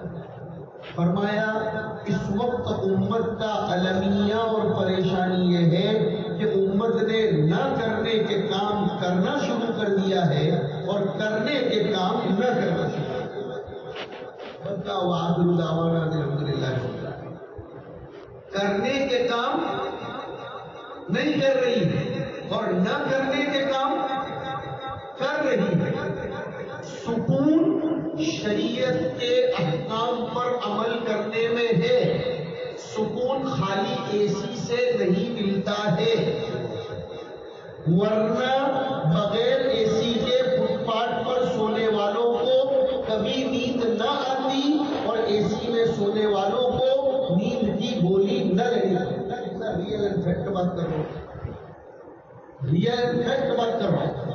معاملہ الٹا ہے, معاملہ الٹا ہے کہ پلیٹ فارم پر عید کو تکیہ بنا کر سونے والوں کو 2 منٹ میں نیند آ جاتی ہے, اور ایسی نیند آتی ہے کہ کبھی کبھی ٹرین کا ہارن ان کے خراٹوں کے سامنے شرما جاتا ہے, دیواریں بھی ہلتی ہیں. اور اے سی کے کمرے میں سونے والا ڈبل ٹیبلٹ لیتا ہے سلیپنگ, لیکن اس کو نیند نہیں آتی.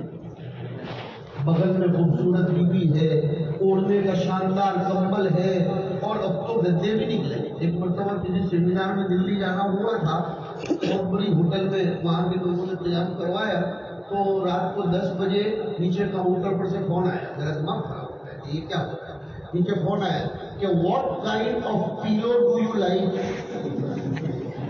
کہ آپ کس قسم کا تکیہ پسند کریں گے. اب اپنے تو ٹھہرے دیسی آدمی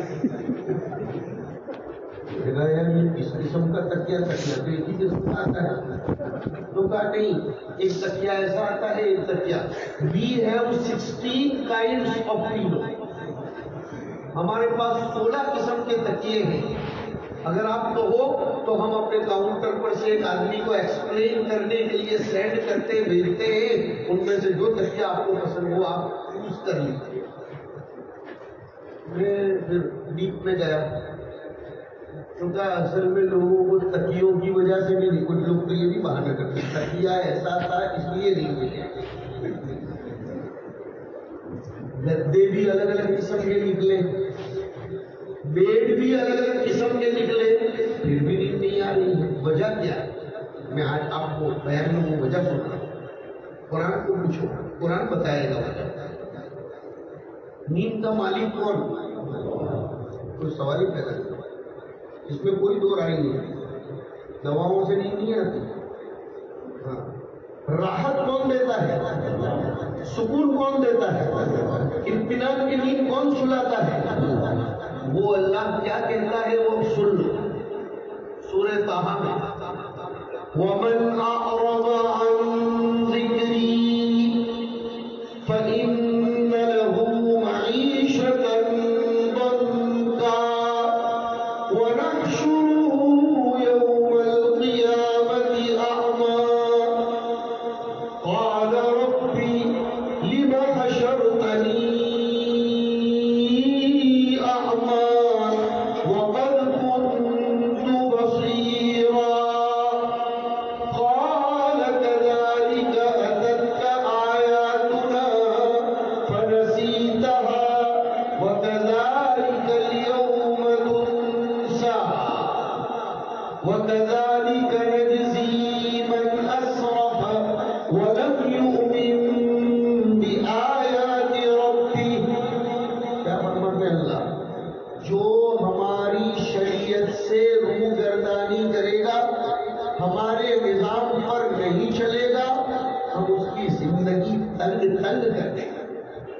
جینے نہیں دیں گے اس کو. سارے اسباب میسر ہوئے نہیں ملے اور قیامت کے دن تو نابینا بن کر اٹھائیں گے کہ دنیا میں ہماری آیتوں سے تو اندھا تھا نا، تو یہاں سے ایسا ہی کیا حال ہوگا. اس کے مقابلے میں دوسری ایک آیت میں کہا کہ جو لوگ اچھے زندگی گزارتے ہیں اللہ رسول کے حکم کے مطابق، ان کو زندگی جینے میں مزہ بھی آتا ہے، انجوائے کرتے ہیں وہ اپنے لائف. آج کل ہمارے ساتھی انجوائے کرنے کے لیے کبھی لوناوالا جاتے ہیں، ہاں، اور کبھی کس ہل اسٹیشن پر، کبھی پیرس تو کبھی گوا تو کبھی ادھر. اور مصیبت یہ کہ وہاں جا کر بھی میاں بھی لڑتے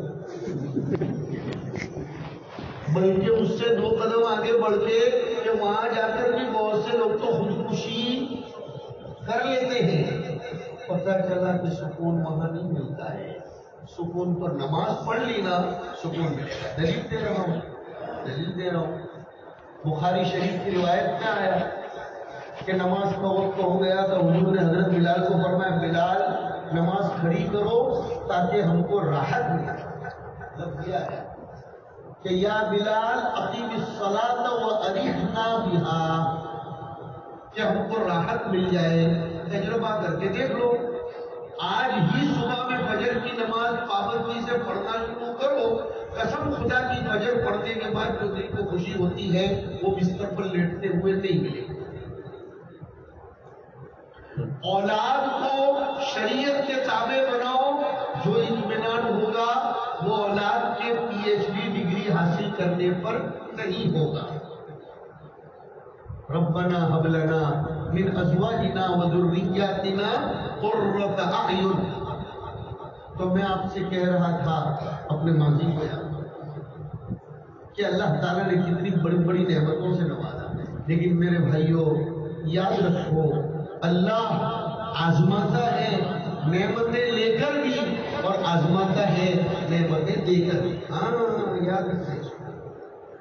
وَنَبْلُوكُمْ بِالشَّرِّ وَالْخَيْرِ کہ مصیبتوں کے ذریعے بھی آزماتے ہیں اور راحتوں کے ذریعے بھی آزماتے ہیں. کیا مچا رکھا ہے.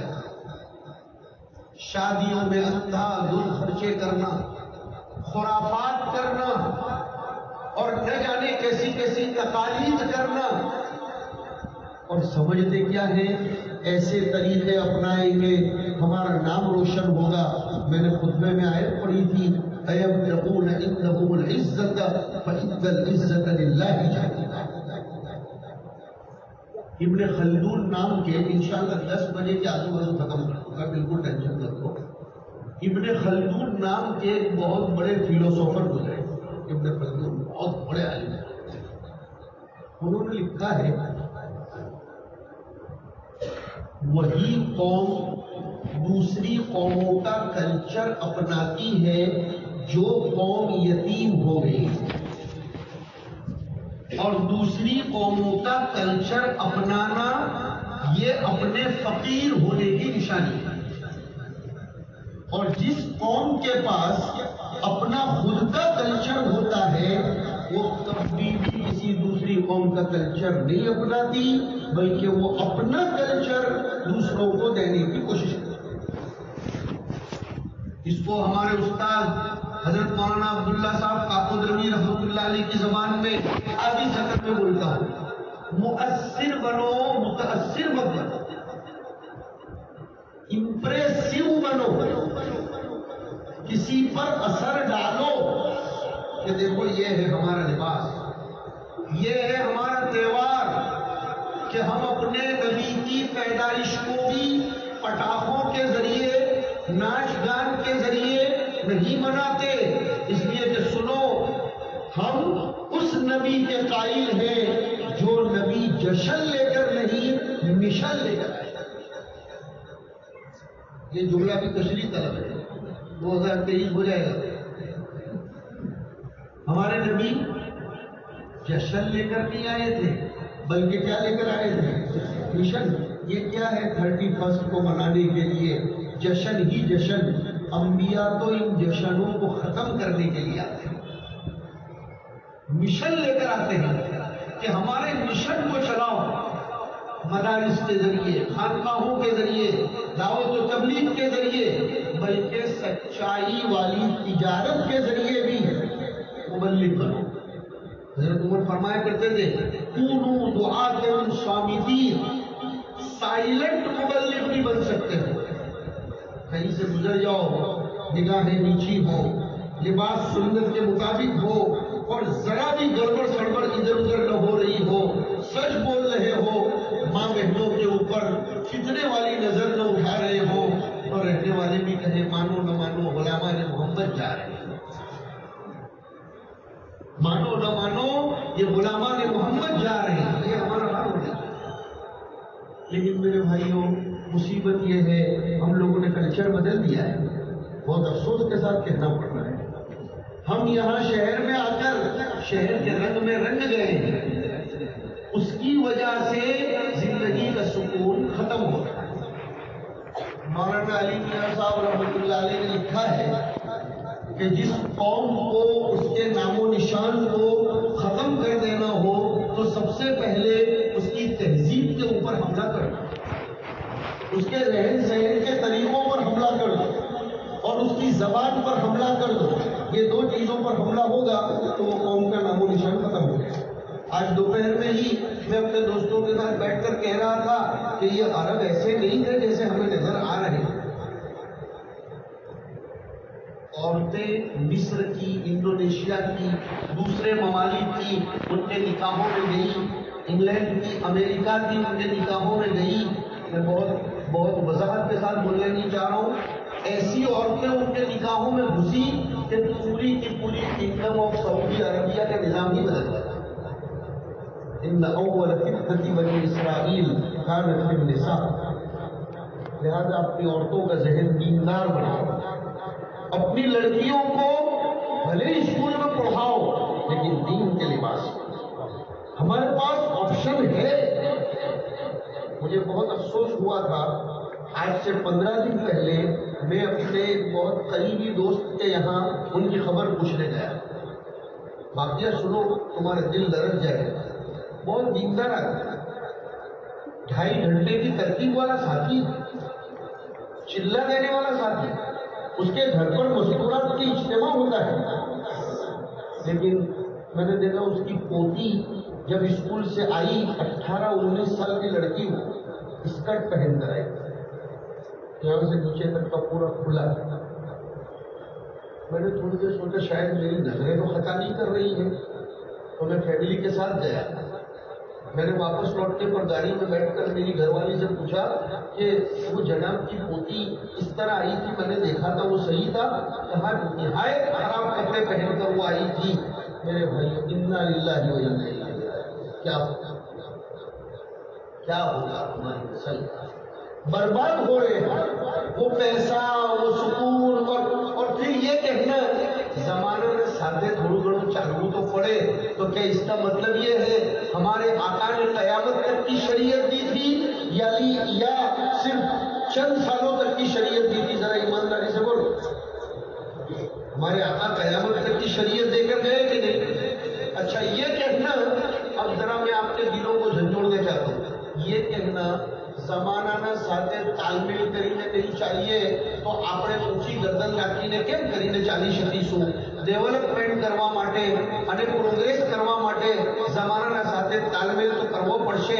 એનો મતલબ તો એ થાય છે મારા ભાઈઓ કે આપણા આકા અલૈહિ સલાતુ વસ્સલામે પોતાની તહેઝીબમાં આપણાને પાછળ ધકેલ્યા છે. એવું કહેવાનું તમને પસંદ છે? કોઈના અંદર હિંમત છે આવું બોલવાની? આપણા આકા આપણાને તરક્કી આપવા માટે આવેલા કે પાછળ ધકેલવા માટે આવેલા? અરે બોલો, डेवलपमेंट માટે આવેલા, प्रोग्रेस के लिए आए थे हमारे आका. फिर किस मुंह से कहते हैं कि अगर हम वही तरीका अपनाएंगे तो फिर हम तो आगे ही नहीं बढ़ सकेंगे? मेरे भाइयों ये तो खतरनाक मामला है. इस तरह की सोच इंसान को तबाह बर्बाद कर देती है. कुछ सोचो. और आखिरी 2-4 मिनट क्या सोचो? 3 चीजों में खूब अपने आप को लगाओ: तालीम, तंजीम और तिजारत. तालीम, एजुकेशन, दीन का भी दुनिया का भी. Number 2 administration. माफ करना, आप लोगों को मुंबई में आते हुए चाचा 100 साल से ज्यादा हो गए ना इस बिरादरी को, हो गए ना? कितनी स्कूलें बनाई पालनपुरी कॉम्प्लेक्स इस्लामी स्कूल, बॉम्बे में कितनी स्कूलें बनाई? बोलो, जवाब दो. एक तो उंगली उठाओ. नहीं बनाई. देखो, मुस्लिम स्कूल होना अलग है, इस्लामी स्कूल होना. ये याद है आपकी बरकत से. और सर सैयद अहमद खान साहब ने जब अलीगढ़ मुस्लिम यूनिवर्सिटी बनाई थी तो हमारे बुजुर्गों ने उनको सराहा और कहा बहुत अच्छा किया कि वो मगरिबी उलूम को मुस्लिम यूनिवर्सिटी में लाकर पढ़ा रहे हैं. लेकिन अफसोस है कि मगरिबी अफ्तार भी ला रहे हैं. मगरिबी उलूम पढ़ाना ऐब नहीं है, लेकिन वेस्टर्न कल्चर अगर घुस रहा है हमारे घरों में तो ये खतरे की है. मौलाना अली मियां साहब रहमतुल्लाह अलैह ने दारुल तंधारिया के सालाना जलसे में एक मौके पर फरमाया था, इंसानों ने खुद सुना है, जब वंदे मातरम का मसला बहुत उछल रहा था, मौलाना ने फरमाया था, मैं चैलेंज करता हूँ और खुलेआम कहता हूँ, हम अपनी नस्ल को अनपढ़ रखना पसंद करेंगे, लेकिन हमारी दीनदारी के ऊपर आंच आए इसको कभी बर्दाश्त नहीं. पहले दीन है, हमारी इज्जत का मदार दीन पर है. नहनु कौमुन अअज़्ज़नल्लाहु बिल इस्लाम. हज़रत उमर फरमाते हैं, नहनु कौमुन अअज़्ज़नल्लाहु बिल इस्लाम. हम वो लोग हैं, हमारी इज्जतों का राज इस्लाम में है. तो क्यों? अल्लाह ताला ने खुद पैसा दिया है. एक आदमी 10-10 हजार रुपए भी निकाले, ज्यादा निकाल सकते हैं, लेकिन कम से कम 10-10 हजार रुपए निकाले, शानदार आइडियल स्कूल इस्लामिक बन सकती है. कितने हॉस्पिटल है मोमिन बिरादरी के पास? एक भी नहीं. कहाँ जा रहे पैसा? کہاں جا رہی ہے کمائی؟ کیا سوچنے کا مقام نہیں ہے؟ یہ میرا نوجوان گاڑیاں بدلنا ہی جان رہا ہے صرف، یہ میرا نوجوان صرف گاڑیاں بدلنے کا شوقین ہے اور موبائل بدلنے کا شوقین ہے، کیا وہ یہ نہیں چاہتا ہے کہ میرے آنے والے جنریشن کے لیے میں کچھ کر کے جاؤں؟ نام و نشان ختم ہو جائے گا میرے بھائیو۔ اللہ رب العزت بہت غیرت والے ہیں۔ بیٹھو اس مسئلے پر سوچو کہ ہمارے پاس تو اربوں خربوں روپے ہیں، وہ جا کہاں ہے؟ وہ کہاں جا رہے ہیں؟ دوسری قوموں سے سبق لو، میمن برادری سے سبق لو۔ میمن برادری آپ لوگوں کے مقابلے میں تو بہت کم ہے، لیکن ویل آرگنائز ورلڈ فیڈریشن ان کا چلتا ہے۔ دوسری قوموں سے سبق لو اور اپنے آپ کو اس طرح ڈیولپ کرو، اس طرح ڈیولپ کرو کہ دنیا سے مر جاؤ تو برسہ برس بیت جائے لیکن دنیا یاد کرتی رہے۔ ایک فارسی کے شاعر نے کہا ہے، ہرگز نمیرت آنکھ دلش زندہ شد و عشق سبت است بر جرید اے عالم دوام ماں، کہ وہ آدمی کبھی نہیں مرے گا جس نے اللہ کے عشق میں اپنے دل کی بھٹی کو جلایا ہوگا۔ وہ تو جاتے جاتے یہ کہہ کر جائے گا میں مٹی کے نیچے جا رہا ہوں، لیکن صفحہ ہستی پر قیامت تک میرے کارنامے میرا نام بھول کے رہے۔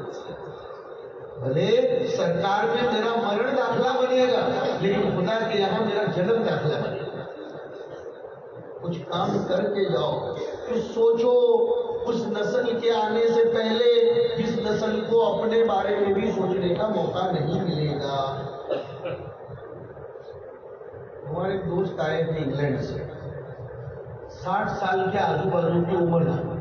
مولانا ذوالفقار صاحب رحمۃ اللہ علیہ کے پاس ان کو میں ملاقات کے لیے لے کر گیا۔ بڑی عمر کے لوگوں کو یہ سننا پڑے، تو حضرت نے ان کو فرمایا حاجی صاحب اب تو اولاد سے ایک اینٹ بھی ایصال ثواب کی امید مت رکھنا، زندگی میں جو ہو جائے خود کے ایصال ثواب کا انتظام خود ہی کر کے جانا۔ حضرت کے انتقال کو ہی 12 سال کو ہو گئے اور حضرت نے یہ بات اپنی زندگی میں انتقال سے 5-7 سال پہلے پڑھی، اور اب تو اور معاملہ الٹا ہو گیا۔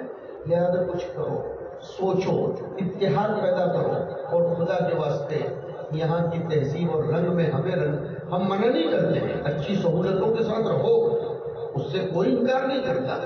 آپ بہترین زندگی جیو لیکن کلچر نہیں چھوڑنا۔ اپنی تہذیب کلچر اتنا قیمتی ہے، اتنی مضبوط دلیل یاد آ گئی کہ کلچر نہ بدلے، اس لیے آمینہ نے اپنے لگتے جگر کو دودھ پلانے کے نام سے دیہات میں بھیج دیا۔ اتنی مضبوط دلیل ہے۔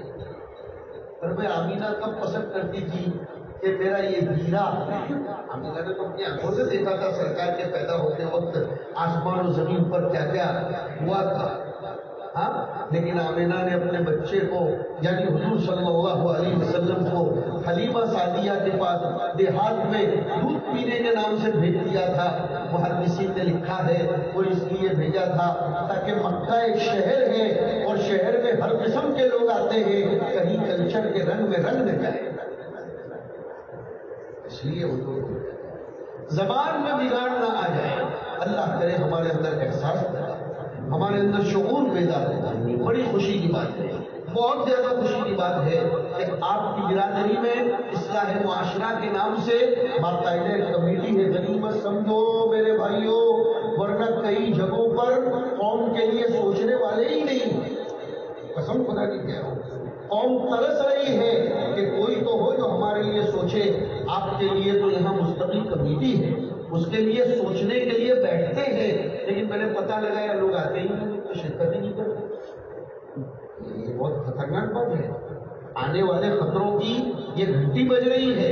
اپنے آپ کو جوڑو، اصلاح معاشرے کے نام سے جو محنت ہو رہی ہے اس میں ہر اعتبار سے اپنے آپ کو شریک کرو، اپنے گھروں پر توجہ دو، خاص طور پر اپنی بچیوں کو اچھی ماں بنانے کے رول میں اور اس کیریکٹر میں رنگنے کی کوشش کرو۔ اللہ رب العزت مجھے، آپ کو اور تمام لوگوں کو حضور کے مشن کو کامیاب کرنے والوں میں بنائے۔ میں مبارکباد پیش کرتا ہوں اس طرح کے پروگرام منعقد کروانے والے اور فکر کروانے والے لوگوں کو۔ اللہ تعالیٰ اس کو مزید پروان چڑھاتا رہے، لیکن یہ یہ بیان آپ نے جو سنا ہے وہ مزہ لینے کے لیے نہیں سنا ہو تو اچھا ہے، ورنہ میرا بھی ستیاناش آپ کا بھی۔ 1.5 گھنٹے تک دوائیں کھا کھا کر بولنے کے باوجود میرا بھی ستیاناش اور آپ کا بھی ستیاناش۔ خالی اتنا کہتے ہیں کہ کم نہیں چلے گا، بہت بھارے بیان، بہت بھارے پر ہو جائے بیان، لیکن ہماری کون سی کمزوری کو بتایا گیا ہے اور اب ہمیں کیا کرنا ہے اس کے لیے سوچنا تو پڑے گا، تاکہ ہماری قوم، ہماری برادری، ہماری ملت یہ کام کی بنے اور ملک میں ہم ترقی کے ساتھ چلتے رہیں۔ وصلی اللہ وسلم علی نبینا و مولانا محمد وعلی آلہ و اصحابہ اجمعین۔ جوان بچوں، ماشاءاللہ جب کتنے اچھی بات مولانا کہہ رہے ہیں کہ جوان بچوں کی تعلیم کے اعتبار سے عشاء کے بعد مسجد میں باقاعدہ نظام ہے، تو جو جوان بچے ہیں انہیں اس میں خوشی خوشی شرکت کرنی چاہیے۔ بہت سی جگہوں پر تو لوگ تلاش کرتے ہیں کہ ہماری عمر بڑی ہو گئی، مکتب سے فارغ ہو گئے، اب ہمیں کوئی پڑھانے والا ہی نہیں ہے، لیکن یہاں تو علماء آپ کو سامنے سے بلا رہے ہیں۔ کون کون جوان ہے میرا جو انشاءاللہ آئندہ کل سے یہ ہم مدرسے کے نظام میں جڑے گا؟ ذرا کھڑے ہو جاؤ، بتاؤ، تاکہ مجھے بھی تو خوشی ہو کہ آپ لوگوں نے بات دھیان سے سنی ہے۔ ماشاءاللہ باہر سے ایک جوان کھڑا ہوا ہے۔ اور ہمارے نوجوان کون کون ہیں؟ کھڑے ہو جاؤ، جو یہاں عشاء کے بعد نظام چلتا ہے سیکھنے سکھانے کا، اس میں شرکت کریں۔ ہمارے نوجوان کھڑے ہو جاؤ، کوئی زیادہ فکر نہیں چلتا، آدھا گھنٹہ۔ ماشاءاللہ، دیکھو، شاباش شاباش، ماشاءاللہ۔ یہاں کے والیوں کو بھی مبارک ہو، کتنے پیارے پیارے بچے ہیں، ماشاءاللہ۔ یہ انشاءاللہ پکا انشاءاللہ ہے نا؟ پکا انشاءاللہ ہے نا؟ یا خالی مجھ کو اچھا لگانے کے لیے؟ ہاں، نہیں، اللہ تعالیٰ خوب آپ کی جوانیوں میں بنائے، خوب قبول فرمائے، آپ کے چہروں کو، آپ کی روح کو اللہ خوب خوبصورت بنائے، اور وقت آنے پر اللہ بہت اچھے جوڑوں سے تم کو نوازے انشاءاللہ، اور بہت اچھی اولاد سے تم کو نوازے، اور جتنا تم اپنے ماں باپ کی سنتے ہو اللہ تعالیٰ تمہاری اولاد کو اس سے زیادہ ڈبل فرما بردار بنائے انشاءاللہ۔ اللهم لك الحمد كله ولك الشكر كله وإليك يرجع الأمر كله، تبارك ربنا وتعاليك، نستغفرك اللهم ونتوب إليك، اللهم صل وسلم وبارك على سيدنا ومولانا محمد وعلى آله وأصحابه وأزواجه وذرياته أجمعين إلى يوم الدين۔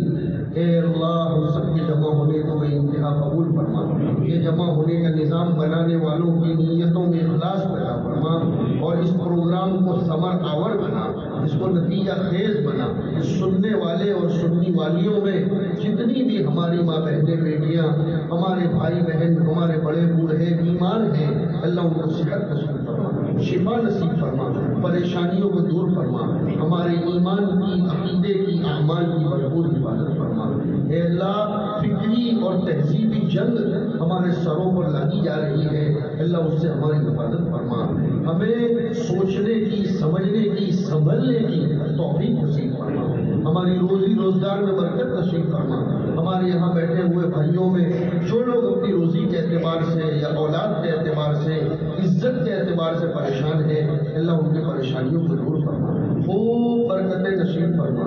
اللہ تو برکتوں کا اتارنے والا ہے، تو برکتوں کا دینے والا ہے، تو برکتوں کا پیدا کرنے والا ہے، اللہ برکت نصیب فرما، ہمارے گھروں کی عزتوں کی حفاظت فرما، ہماری ماں بہنوں بیٹیوں کی طرف دشمن نظر اٹھا کر بھی نہ دیکھے، اللہ ایسے ان کی حفاظت فرما، ہمارے اس پیارے پیارے ملک کی حفاظت فرما، اللہ ہمارے اس پیارے پیارے ملک کو غداروں سے، دیش دروہیوں سے محفوظ فرما، ہمارے اس ملک کی طرف جو بھی دشمن بن کر نظر اٹھا کر دیکھتا ہو، اے اللہ اس کو تو خاک میں ملا دے، ہماری ملت کی بھی حفاظت فرما، ہماری تہذیب کی بھی حفاظت فرما، ہمارے نوجوان بھائیوں نے بڑی محبت کے ساتھ تیرے اور تیرے حبیب صلی اللہ علیہ وسلم کی تعلیم کو حاصل کرنے کے لیے کھڑے ہو کر اے اللہ ارادوں کا اظہار کیا، ان کی جوانی کو قبول فرما، اے اللہ ان کی جوانی کو قبول فرما، ان کو اہدنا الصراط المستقیم کی دعائیں کرنے والا بنا، ہماری دعاؤں کو محض اپنے فضل و کرم سے حضور اکرم صلی اللہ علیہ وسلم کے مقام علی کے صدقے تو پہل قبول فرما، وصلی اللہ تعالی علی نبینا و مولانا محمد وعلی آلہ و اصحابہ اجمعین برحمتک یا ارحم الراحمین۔ کہ حضرت کا سفر ہے، کوئی مسافر زحمت نہ اٹھائے، حضرت سلام کر دیں گے، آپ جواب دیں گے۔ السلام علیکم ورحمۃ اللہ۔